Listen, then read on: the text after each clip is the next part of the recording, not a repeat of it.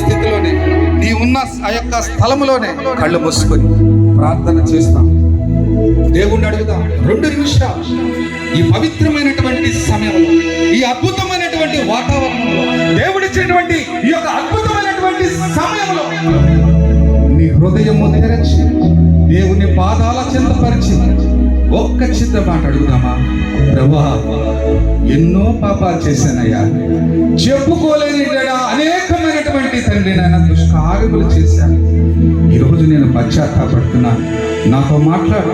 నాలో ఉన్నటువంటి నా యొక్క నెమ్మది లేని స్థితిని అంతా తీసివేయి అయ్యా.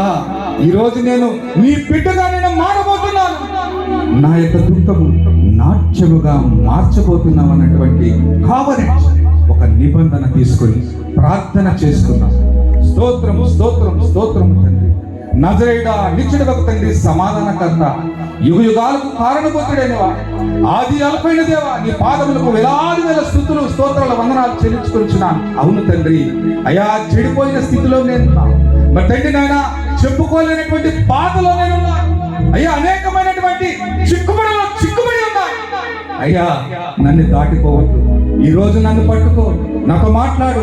మరి తండ్రి నాయన, నాకు నీకు జవాబుని ఈ దేవ సేవకుల ద్వారా నాతో మాట్లాడు అనేటువంటి నిబంధనతో ప్రార్థన చేస్తూ ఉండగా, ప్రభా తండ్రి, బిడ్డలు నాయన నీ యొక్క అద్వితీయ ప్రేమకు అప్పచెప్పుకొంచున్న చెప్పబో వాక్యము ద్వారా తండ్రి బిడ్డలకి నెమ్మదిని, మాకు తండ్రి నాయన మీ యొక్క సహాయము దయచేసి నడిపించి, పరిశుద్ధాత్మ దేవుని అధ్యక్షతలో ప్రభా మీరు నడిపించమని నజరేయుడైన యేసు నామములో అడిగి బ్రతిమలాడి గోజారి వేడుకొచ్చున్నాడు తండ్రి.